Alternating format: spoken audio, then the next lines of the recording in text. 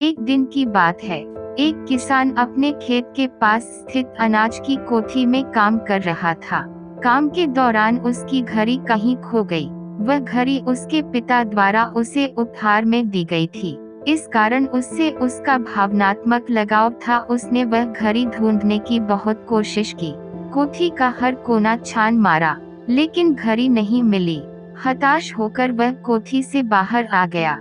वहां उसने देखा कि कुछ बच्चे खेल रहे हैं। उसने बच्चों को पास बुलाकर उन्हें अपने पिता की घड़ी खोजने का काम सौंपा।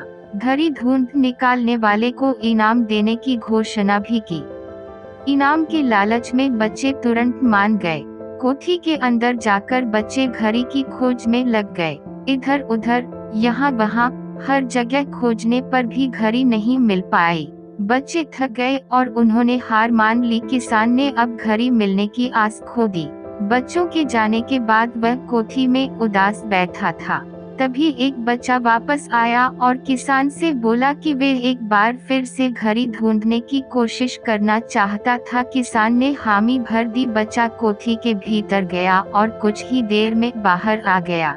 उसके हाथ में किसान की घड़ी थी। जब किसान ने वे घड़ी देखी तो बहुत खुश हुआ।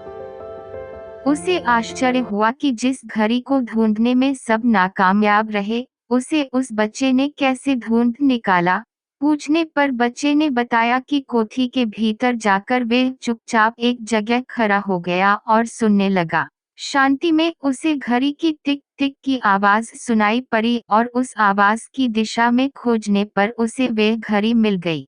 किसान ने बच्चे को शाबाशी दी और इनाम देकर विदा किया। सीख: शांति हमारे मन और मस्तिष्क को एकाग्र करती है और यह एकाग्र मनस्थिति जीवन की दिशा निर्धारित करने में सहायक है। इसलिए दिन भर में कुछ समय हमें अवश्य निकलना चाहिए जब हम शांति से बैठकर मनन कर सकें।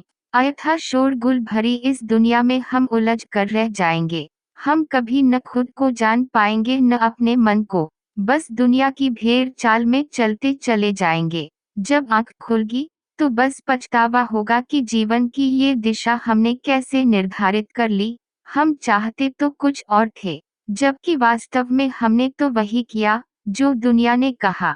अपने मन की बात सुनने का तो हमने समय ही नहीं निकाला।